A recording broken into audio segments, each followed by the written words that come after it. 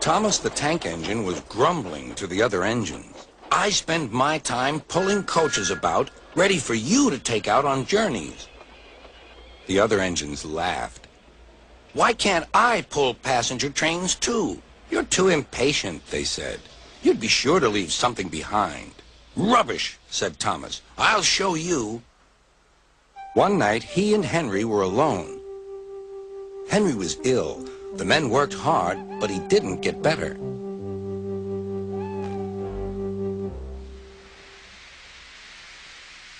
He felt just as bad next morning. Henry usually pulled the first train, and Thomas had to get his coaches ready. If Henry is ill, he thought, perhaps I shall pull his train. Thomas ran to find the coaches. Come along, he fussed. There's plenty of time, they grumbled. Thomas took them to the platform and wanted to run round in front at once. But his driver wouldn't let him. Don't be impatient, Thomas. Thomas waited and waited. The people got in. The conductor and station master walked up and down. The porter banged the doors, and still Henry didn't come. Thomas got more and more excited. Sir Topham Hatt came to see what was the matter, and the conductor and station master told him about Henry. Find another engine, he ordered. There's only Thomas, they said. You'll have to do it then, Thomas. Be quick now. So Thomas ran round to the front and back down on the coaches, ready to start.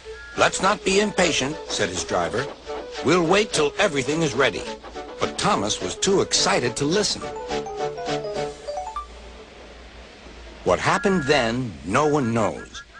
Perhaps they forgot to couple Thomas to the train, or perhaps the driver pulled the lever by mistake. Anyhow, Thomas started without his coaches. As he passed the first signal tower, men waved and shouted, but he didn't stop. They're waving because I'm such a splendid engine, he thought importantly. Henry says it's hard to pull trains, but I think it's easy. Hurry, hurry, hurry, he puffed, pretending to be like Gordon. People have never seen me pulling a train before. It's nice of them to wave. And he whistled. Beep, beep. Thank you. Then he came to a signal at danger. Bother, he thought. I must stop. And I was going so nicely, too. What a nuisance signals are. He blew an angry beep, beep on his whistle. The signalman ran up. Hello, Thomas, he said. What are you doing here? I'm pulling a train, said Thomas. Can't you see? Where are your coaches, then? Thomas looked back. Why, bless me, he said, if we haven't left them behind. Yes, said the signalman. You'd better go back quickly and fetch them. Poor Thomas was so sad he nearly cried. Cheer up, said his driver. Let's go back quickly and try again.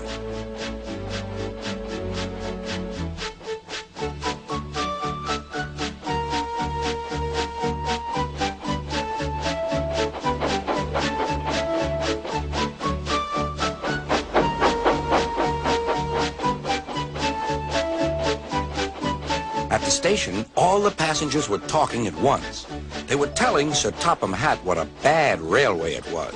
But when Thomas came back, they saw how sad he was and couldn't be cross. He was coupled to the train, and this time he really pulled it.